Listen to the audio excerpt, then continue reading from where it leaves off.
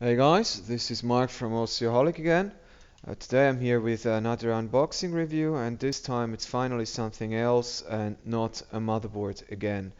We're going to have a look at the MSI GTX 980 Ti Gaming 6G graphics card, which is the OC edition. Yeah, this is a very high-end product, as you might already know. This is a 730 euros graphics card, about the same in US dollars. So, yeah, really nice piece of high-end gaming hardware. As you can see, very nice box with the MSI Dragon on top of it, the gaming series logo. And yeah, that's it for the front side. On the side, we have like not really interesting things, more product name and some additional information here as well, product name here, and MSI number one in gaming on top. So, and on the back side, we see a few features. Again, mentioning the product name. And if we go on, we see that MSI is using their Torx fans again, which is like slightly differently inclined fan blades to provide better cooling or optimized cooling in this case. The Super SU pipes, and SU basically is about the shape of the heat pipes here, how they are routed through the fin stack. Then the Zero Frozr technology, which basically allows the car to stop the fans when it's in idle. So basically when there is no load on the card, there is absolutely no noise. And then there is their gaming app, which allows you to choose between OC mode, gaming mode, silent mode, and stuff like that. Here we have some more features, so system requirements and stuff. Yeah, here's some specs. GTX 980 Ti, 6 gigabyte of the GDDR5 memory, 3884-bit memory interface. And yeah, when it comes to clock speeds, this is quite a significantly overclocked card. It runs at a maximum boost clock or an advertised boost clock from MSI, which is at 1279. If you compare that to the reference design, which is supposed to run at 1075, that is an almost 19% factory overclock. So that is rather significant. Okay, enough talking about the box. Let's work our way inside. So here we have the bundle. Excuse me. It's always in kind of like a nice little package. And yeah, but the bundle is not really that extensive. I mean, although it's a 700 plus euros graphics card, there, yeah, you get like this. This is a little a little catalog with some gaming stuff information on MSI products, MSI gaming products. Here we have a quick manual with all the necessary information. There we have the DVD with drivers and the utilities, different softwares, also MSI Afterburner, the overclocking tool. And here we have an adapter from a 6-pin to 8-pin. Okay, that's it with the bundle. So there is no game included. I mean, you're entitled if you buy any 980 Ti graphics card, you are entitled to get a free game, but you have to head over to Nvidia and register, and then you can claim that free game. So, if we take, yeah, as always, nicely packed in a foam mold, so there won't be any damage to the product during transportation. Then anti-static bag as usual, and here we go with the card. As you can see, it's quite big, so I mean, yeah, if you want to see the length, I mean, compare this to my arm. It's almost 30 centimeters in length. Um, yeah, this is the new TwinFrozr cooler with the specific fans which stop spinning when the card is in idle and only spin when a certain temperature target is reached. Um, yeah, if we have a quick look at the connectors, there are three display ports, so you can see them here, and one DVI port. Apart from that, there is also an HDMI. There are these covers which you get these days with all the new high-end graphics cards. Yeah, and on top of here we can see some more covers which hide the two SLI connectors. You can do up to 4-way crossfire with these cards. And here you have the cover for the PCI slot. Yeah, if we have a look around, then we see two 8-pin connectors in total, in combination with the power that can be drawn over the PCI slot. That's enough for 370 watts, 75 watts. And yeah, but the card is specified for a TDP of 250 watts.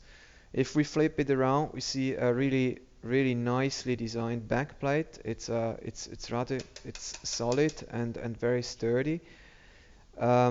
It features the MSI Dragon again. I really like it. It looks really good to me.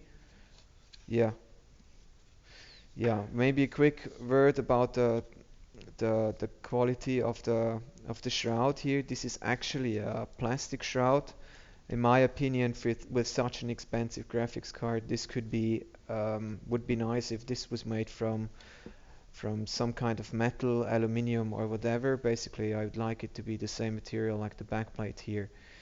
So, yeah, if we go on, then first of all, we want to remove the cooler quickly.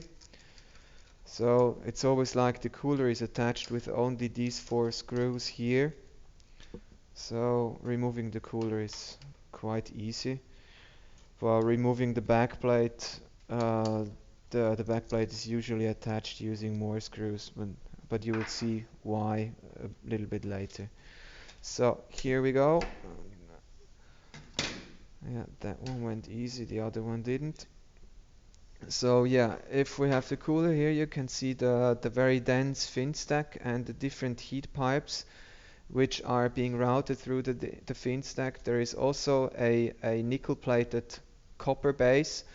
I prefer this over direct connect or direct touch heat pipes, because in between the heat pipes you usually have big gaps, and these gaps, they need to be filled with a lot of thermal compound, and that in the end means a less than perfect heat transfer.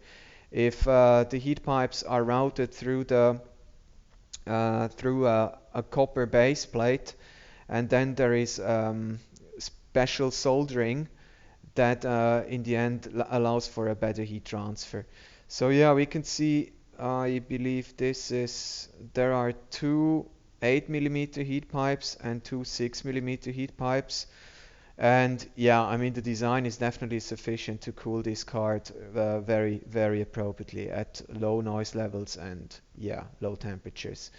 During our tests, I mean, in idle the card is like 33 degrees, and under load the maximum temperatures when we run full mark were 73 degrees. So it's definitely a capable cooler, and it's more than capable of keeping this card at very reasonable temperatures. So yeah, if we go on to the card itself, we see the that there is like more covers. There is a special heatsink on the VRM area here, and there is a metal plate covering the memory chips. So now we remove the heat pipes so we can have a closer look at the power design itself, as well as the memory chips. And I can also show you how MSI is taking care of cooling the memory chips. But yeah, as usual, this means removing about 10 screws, which I try to do rather quickly to not bore you to death. So yeah, overall it's a really nice solution, because all the important components are being actively are passively cooled. I mean, the memory chips, they're being passively cooled, but the VRM benefits from the airflow generated from the fans, which cool the actual fin stack. So here we go with the backplate. It's actually quite sturdy. Not all backplates are this sturdy. Usually there is thinner material used for backplates. And yeah, if we flip it to the front side, we can remove the VRM cooler here. And yeah, as you can see, there are thick thermal pads underneath here, and they touch as I said, the VRMs, which are down here, and some voltage regulation chips over here. Quick look at the power design. There are 1, 2, 3, 4, 5, 6, 7, 8, 9, 10 phases for the GPU itself. Then there are 2 phases. I'm not perfectly sure, but I would say these are taking care of the memory chips down here. And this one, I guess, is the PLL phase, but it could also be the other way around, because it would also make perfect sense if these are the PLL phases, since they're close to the power inlets.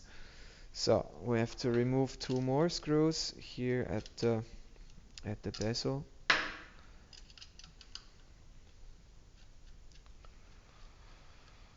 And then we can finally see how the memory is being cooled.